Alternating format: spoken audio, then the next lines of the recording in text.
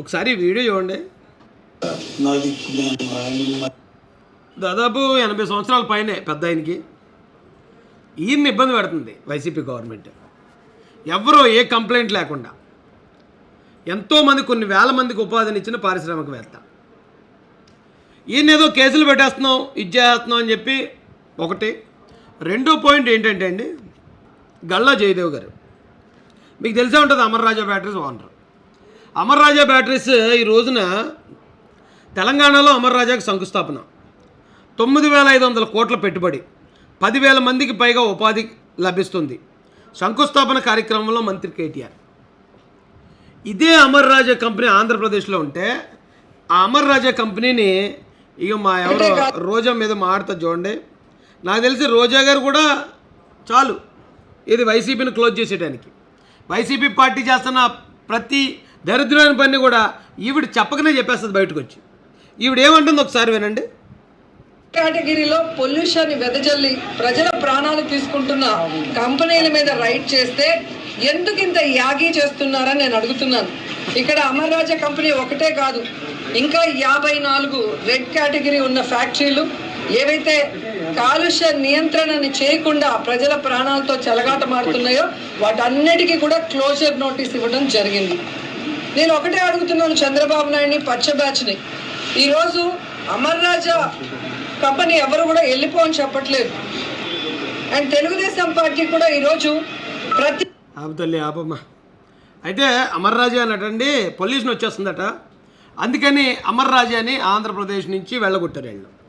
దానికి కారణం వీళ్ళు ఏం చెప్తున్నారంటే పొల్యూషన్ అట. అది కనీసం వైసీపీ వాళ్ళకి సిగ్గు అనేది ఉంటే, ఏ కోసానైనా సిగ్గు అనేది ఉంటే, ఇక్కడ దివీస్ అని ఒక ఫార్మా కంపెనీ ఎక్కడ తుని నియోజకవర్గంలో దివీస్, దీని గురించి జగన్మోహన్ రెడ్డి పాదయాత్రలో ఈ దివీస్ కంపెనీ వల్ల రోజుకి 5-6 లక్షల లీటర్లో పొల్యూట్ అయిపోద్ది, దానివల్ల ఈ చుట్టుపక్కల చేపల రొయ్యల ఇండస్ట్రీ అన్నీ కూడా సర్వనాశనం అయిపోతాయి, కాబట్టి ఆ ఇండస్ట్రీని ఖచ్చితంగా నేను ఇక్కడికి రానివ్వకుండా అవసరమైతే ప్రాణ త్యాగాలకు సిద్ధమని పెద్ద బిల్డప్ డైలాగులు.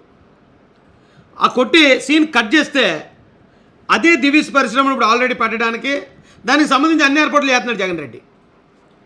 పొల్యూషన్ ఉందని చెప్పినోడే మళ్ళీ అదే వ్యక్తి ఈ రోజున మళ్ళీ అదే దివీస్ కంపెనీకి మొత్తం అనుమతులు అండి ఇచ్చి దాన్ని మొదలు పెడుతున్నారు. ఆ గొడవ కూడా స్టార్ట్ అవుతుంది, దానిలో మేము కూడా ఇన్వాల్వ్ అవుతాం. అదేవిధంగా బెక్కువల దగ్గర ఎక్కడో ఇంకో కంపెనీ ఒకటి ఉందండి, ఆ కంపెనీని కూడా జగన్ ముందు పాదయాత్ర అప్పుడు అబ్బాయి చాలా చాలా పొల్యూషన్ ఇది, జనాల మధ్యలో ఎలా ఉంటుంది అన్నాడు. కట్ చేస్తే సీను ఆయన ముఖ్యమంత్రి అయ్యాక ఆయనే వచ్చి శంకుస్థాపన రిబ్బన్ కటింగ్ చేసాడు దానికి. అంటే వీళ్ళు ప్రతిపక్షంలో ఉంటే అది పొల్యూషన్ కంపెనీలు, అధికార పక్షంలోకి వచ్చి కమిషన్ నొక్కేస్తే అవి సూపర్ కంపెనీలు. భోగాపురం ఎయిర్పోర్ట్ చంద్రబాబు నాయుడు గారు కడితే అరే ఒకచోటే రెండెందుకు, వైజాగ్లో ఉంది కదా సరిపోదా అని వాగిన ఇదే వైసీపీ వాళ్ళు. ఇప్పుడు వాళ్ళు వెళ్ళేదానికి ఇది చేస్తారు, శంకుస్థాపన చేస్తారు. విశాఖకు 2-3 సార్లు శంకుస్థాపన. అవును, నాకు తెలియగడుగుతాను మళ్ళీ అనమాట. జగన్ బ్రోకి నడుము పట్టిసిందా? జగన్ బ్రో ఇప్పుడు మాట్లాడుతుంటే ముసలోడు అన్నాడు మా అధినాయకుడు చంద్రబాబు నాయుడు గారిని. 7 కిలోమీటర్ల అమాంతం నడిచేసాడు మొన్న ఈ జగన్ బ్రో అడ్డు పెడితే. బస్సుకు నేను ఇచ్చిన ఇలా ఉంటుంది, చిన్నగా ఉంటుంది, అది మామూలుగా ఎక్కలేరు ఎవరని. టక మనం నడుచుకుంటూ వెళ్ళిపోతారు అదిలెట్లాగా. అలాంటి చంద్రబాబు నాయుడు గారిని ముసలోడు అంటావు. నువ్వేటన్నా కొబ్బరికాయ కొట్టడానికి వంగలేకపోతున్నాయి, వంగలేనాడు మంగళవారం అన్నాడట. అలాగా ఏటి పైకి ఏమో రాయిని పైకి తీసేయమంటావు, పైకి తీసుకొస్తే కొడతావు కొబ్బరికాయ. ఇంకోటి ఏదో ఇప్పుడు కొత్త టెక్నాలజీ ఒకటి రెడీ చేసావు వికెట్లాగా. నిన్న మా జాతీయ కార్యదర్శి లోకేష్ గారు కూడా కామెడీ చేశారు దాని మీద. ఆ మాసాని మీడియాలో కూడా ఉందట వీడియో. ఇలాగా ఏదో 3 వికెట్లా పెట్టి ఆ కొడుతున్నావేటి. ఒకవేళ అప్పటికి ఆ 2 కూడా అందుబాటులో లేకపోతే ఆ పక్కన ఉన్న మీ కార్యకర్తలు లేకపోతే మీ మంత్రులు ఎవరో ఉంటారు కదా, వాళ్ళ బొరమే కూడా ఎత్తా కొంప తీసి పక్కన ఏమన్నా కొంత దూరంగా ఉన్నాడు కొబ్బరికాయలు కట్ట జగన్ గారి చేతిలో ఉన్నప్పుడు ఎదురుగా రాయి కనపడలేదు అనుకో, పక్కన ఆదిమూల సురేష్ ఉన్నాడు అనుకో నెత్తిమ కూడా ఎత్తాడు.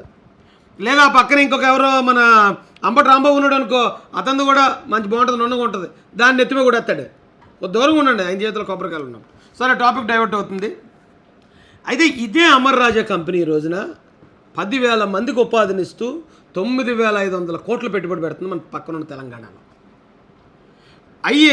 కేవలం గల్లా జయదేవ్ గారు ఒకవేళ ఆయన కమ్మకులస్తుడు అయి ఉండొచ్చేమో, లేదా తెలుగుదేశం పార్టీ సానుభూతిపరుడు, తెలుగుదేశం పార్టీ వ్యక్తి కాబట్టి ఈ ఆంధ్రప్రదేశ్లో 10,000 మందికి ఉపాధినిచ్చే అవకాశం ఉన్నా సరే ఆయన వెళ్ళగొట్టేశారు.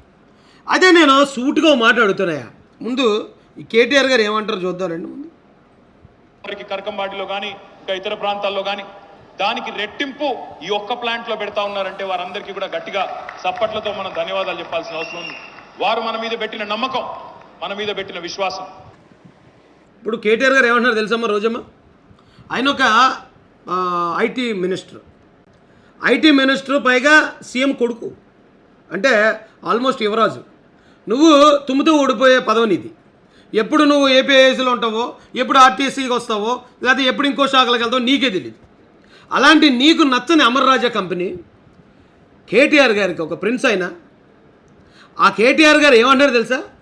వారు మాపై పెట్టిన నమ్మకం, మేము వారిపై పెట్టడం అంటే గవర్నమెంట్ అమర్ రాజా మీద నమ్మకం పెట్టడం కాదు, అమర్ రాజా కంపెనీయే మా మీద పెట్టిన నమ్మకం, మా రాష్ట్రం మీద, మా నాయకత్వం మీద పెట్టిన నమ్మకం అని మాట్లాడుతున్నాడంటే ఆ కంపెనీకి ఎంత వాల్యూ ఉంటే మాట్లాడతాడు ఒక ఐటీ మినిస్టర్, ఒక సీఎం కొడుకు. మొండోడికి మొగల్పు ఇస్తే ముడిసి ఎక్కడో కానీ పెట్టుకున్నాడట, ముడిచో. అలాగా మీకు ఇండస్ట్రియల్ విలువ మీకెళ్ళి తెలుస్తుంది. ఈ ఏదో లిక్కర్ బ్రాండ్లో లేకపోతే ఇసుక బ్రాండో ఇలాంటి వ్యాపారం చేసుకుని, గంజా వ్యాపారం చేసుకునే మీలాంటి వాళ్ళకి ఇండస్ట్రియల్ విలువ మీకెలా తెలుస్తుంది? మీరు ఇక్కడి నుంచి అమర్ రాజాని వెళ్ళగొట్టేస్తే అమర్ రాజా బ్యాటరీస్ని ఏమైనా లాస్ అయిపోద్దా? లేకపోతే గల్లా జయదేవ్ గారు ఏమైనా లాస్ అవుతారా? లేకపోతే టీడీపీ ఏమైనా లాస్ అవుతుందా? ఒకసారి ఈయన మాటలు కంప్లీట్ చేశాక స్థానికంగా ఉండే సర్పంచ్లు కానీ, కౌన్సిలర్లు కానీ, మున్సిపల్ చైర్మన్ గారు కానీ, గౌరవ మంత్రి గారు కానీ నేను కోరేది ఒకటే, మేము ఎంతో కష్టపడి ఈరోజు ఇతర రాష్ట్రాలతో, ఇతర దేశాలతో పోటీపడి వారిని ఒప్పించి మెప్పించి పరిశ్రమ తెచ్చినప్పుడు, వారిని ఒప్పించి మెప్పించి పరిశ్రమ తెప్పించారట. చూసావా మాటల అర్థం? మీరు ఇంకో 10 జన్మలు ఎత్తి మీకు అర్థం అవుతుంది రోజమ్మా. 10 జన్మలు ఎత్తాలి మీకు. ఎందుకు ఒక గవర్నమెంట్ వారిని ఎందుకు ఒప్పించాలి, ఎందుకు మెప్పించాలి, ఎందుకు రప్పించాలి? ఎందుకంటే గవర్నమెంట్ పనిచేసేది ప్రజల కోసం. అక్కడ ఉన్న నిరుద్యోగులకి, చదువుకున్న వాళ్ళకి ఉపాధి కల్పన నిమిత్తం, లేదా ఒక ఇండస్ట్రీ వస్తే దాని నుంచి వచ్చే ట్యాక్స్లు మళ్ళీ గవర్నమెంట్కి వస్తే దాని నుంచి పేద ప్రజలకు మేలు చేయాలి. ఇది మెకానిజం. మనమేంటి, మనకు కమిషన్ వస్తే ఇండస్ట్రీ, దివీస్ అన్నా మంచిదే, లేదా బెక్కవల్లో పెట్టిన కంపెనీ అయినా మంచిదే, మనకి ఇది వస్తే. మరి గల్లా జయదేవ్ గారు మీకెందుకు ఇస్తారు? నేను పేద ప్రజలకి ఉపాధి కల్పిస్తున్నాను, నీకెందుకు ఇవ్వాలి అంటారు. అందుకని అది మనకొద్దు, మనం తరిమేయాలి దాన్ని. అయితే వైసీపీ వాళ్ళు అందరికీ గల్లా జయదేవ్ గారు ఫోటో చూపించి ఒక చిన్న వాస్తవం చెప్తున్నాయా. ఇప్పుడు ఈ గల్లా జయదేవ్ గారు ఉన్నారు కదా, ఈయనేమి గ్లామర్ ఏం మెయింటైన్ చేయడు. చిన్న వయసులోనే నాకు తెలిసి ఆయనకి బట్టలు వచ్చింది, దాన్ని కూడా ఆయన ఒప్పుకొని యాక్సెప్ట్ చేసే విగ్గు కూడా లేకుండానే మామూలుగా తిరుగుతాడు. కాబట్టి చెప్తున్నాను ఇది ధైర్యంగా ఈ మాట. ఇప్పుడు ఈ గల్లా జయదేవ్ గారు ఈ ఫోటోలో ఈ చెవి దగ్గర నుంచి ఈ తెల్ల వెంట్రుకలు ఉన్నాయి చూడండి, ఆ వెంట్రుకల్లో ఒక్క వెంట్రుకు కూడా జగన్ రెడ్డి గారు కానీ వైసీపీ కానీ మీ వైసీపీ మొత్తం ఏకమైన ఈ తెల్ల వెంట్రుకల్లో ఒక వెంట్రుకు కూడా వేయకలేరు అంటాడు రాయేష్ మాసాన. ఎందుకంటాడు చెప్పనా? నువ్వు ఇక్కడ కాదంటే తెలంగాణలో ఎట్టుకుంటాడా? అక్కడ గవర్నమెంట్ ఐటీ మినిస్టర్ చూసావా ఆయనకి ఎలా రెడ్ కార్పెట్ వేస్తున్నారు? ఎందుకంటే ఎప్పుడైనా పారిశ్రామికవేత్త ఎక్కడికైనా వెళ్ళిపోగలుగుతాడు. ఈయనొక్కనే కాదు, ఆంధ్రప్రదేశ్లో నేను ఏదో అమరావతిలో ఆపేసాను, అక్కడ బిల్డర్లను ఆపేసాను, లేకపోతే కమ్మోళ్ళని ఏదో చేస్తాను, కమ్మోళ్ళ చిటికిన వేల మీద ఉన్న వెంట్రుకు కూడా ఎవడో పేకలేడు. ఎందుకంటే వాళ్ళు పెట్టుబడి పెట్టే సామర్థ్యం ఉంటే తెలంగాణలో పెడతారు, కర్ణాటకలో పెడతారు, తమిళనాడులో పెడతారు, లేకపోతే న్యూజెర్సీలో పెడతారు, పోయి కాలిఫోర్నియాలో పెడతారు. పోయి పెట్టుబడి పెట్టేవాడిని దేశాలు రాష్ట్రాలన్నీ రెడ్ కార్పెట్ వేసి పిలుస్తూ ఉంటే వాళ్ళు మీరు పీకెత్తున్నాం ఏం పీకారు? ఎవరికి పీకారు? ఇప్పుడు అంటే ఆంధ్రప్రదేశ్లో ఉన్న నిరుద్యోగ యువతకి పీకారు మీరు. ఆ కంపెనీ ఇక్కడ వచ్చి ఉంటే 10,000 మందికి ఉద్యోగాలు వచ్చి ఉండేవి. ఆ 10,000 మంది సామాన్యుల జీవితాన్ని పీకి పాడుదొబ్బారు మీరు. ఇక్కడ అమరావతి కనుక అది నిర్మాణం జరుగుతూ ఉంటే కొన్ని లక్షల మంది భవన నిర్మాణ కార్మికులే కాదు, అన్ని సెక్టార్లో ఉన్న కార్మికులకి అక్కడ ఉపాధి దొరుకుండేది. ఈ రోజున మీరు అమరావతిని ఆపేయటం వల్ల కమ్మోళ్ళనో తెలుగుదేశాన్నో వాళ్ళ చిటికిన వేల మీద ఉన్న వెంట్రుకు కూడా పీకలేదు కూడా. మీరు పీకింది ఏంటంటే అక్కడ పని చేసుకునే వాళ్ళకో అవకాశాలు వచ్చే ఐటీ సెక్టర్ వస్తే ఐటీ ఉద్యోగాల్లో చేరే ఇక్కడ మన ఆంధ్రప్రదేశ్ పిల్లల భవిష్యత్తుని పీకి పాడుదొబ్బారు మీ ద్వేషంతో, మీ అసూయతో. తెలుగుదేశం ఇలాంటి 4-5 ఇండస్ట్రీలు ఆపేస్తే తెలుగుదేశం ఆగిపోద్దా? ఇప్పుడు ఈయన వెళ్తే తెలంగాణలో పెట్టాడు, మరి ఆయన చేయడా ఫండింగ్ తెలుగుదేశానికి? లేదా తెలంగాణలో వచ్చిన నోట్లు ఏమన్నా ఇక్కడ ఆంధ్రప్రదేశ్లో మారవా? అయ్యేమి పాకిస్తాన్ కరెన్సీ కాదు కదా, తెలంగాణలో కూడా అదే గాంధీ బొమ్మ, అదే నవ్వు. ఆ డబ్బు తెచ్చి పెడతారు పార్టీకి, ఆపగలవా నువ్వు? లేకపోతే ఇదే నువ్వు టీడీపీకి సానుభూతి పరులను వీళ్ళందరూ కూడా వెళ్ళి అమెరికాలో పెద్ద పెద్ద ఉద్యోగాలు వ్యాపారాలు చేసి అధ్యక్ష పెడతారు టీడీపీకి. ఆపగలవా? నీకు లేదా? కొన్ని లక్షల కోట్లు కదా నీది. జగన్ రావు నిన్నే మీరందరూ కలిసినా ఇదిగో చూడండి, ఇక్కడ బాగా కనపడట్లేదు కానీ ఆ కనపడినంత మాత్రంలో ఉన్న తెల్ల వెంట్రుకల్లో ఒక్క వెంట్రుక కూడా మీరు పీకలేరు. అలాగే రామోజీరావు గారిని కూడా చూపించాను కదా ఇందాక. ఈ రామోజీరావు గారి ఆయన నాకు తెలిసి జుట్టు లేనట్టుంది, ఉంది. ఈయన కూడా చౌదేరు ఉంది. ఒకవేళ ట్రై చేయండి ఇక్కడ ఏమైనా పీకడానికి, పీకలేరు. దాంట్లో ఉన్న ఒక వెంట్రుక కూడా మీరు పీకలేరు.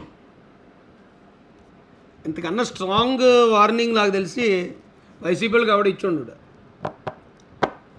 మేము ఒకటో మొదలెడితే ఇదే ఫస్ట్ స్టెప్. అదేంటండి, అది గల్లా జయదేవ్ గారి పరిస్థితి, అమర్ రాజా బ్యాటరీస్కున్న వాల్యూ. మన రాష్ట్రంలో అసూయతో, ఈర్ష్యతో, ద్వేషంతో ఈ తెలుగుదేశాన్ని సానుభూతి పరులందరినీ కూడా వాళ్ళని మొత్తం వాళ్ళ పునాదులను నరికేస్తే, వాళ్ళకి ఏ విధమైన ఆర్థిక ఇది లేకుండా చేస్తే ఆ పార్టీ ఆగిపోద్దేమో అనుకుంటున్నారు.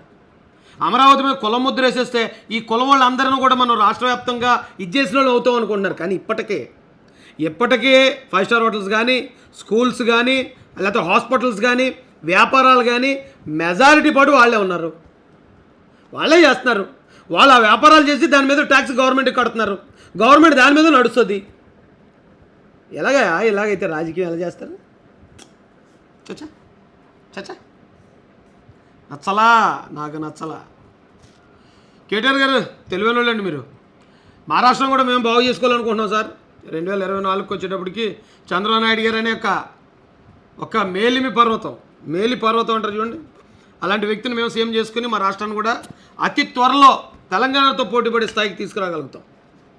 మన ఇద్దరు అన్నదమ్ముల అట్మాస్ఫియర్లో ఒకళ్ళని చూసి ఒకరికొకరు సహాయ సహకారాలు అందించుకుంటూ 2 తెలుగు రాష్ట్రాలు కూడా భారతదేశానికే తలమానికం కావాలని కోరుకుంటున్నాం సార్.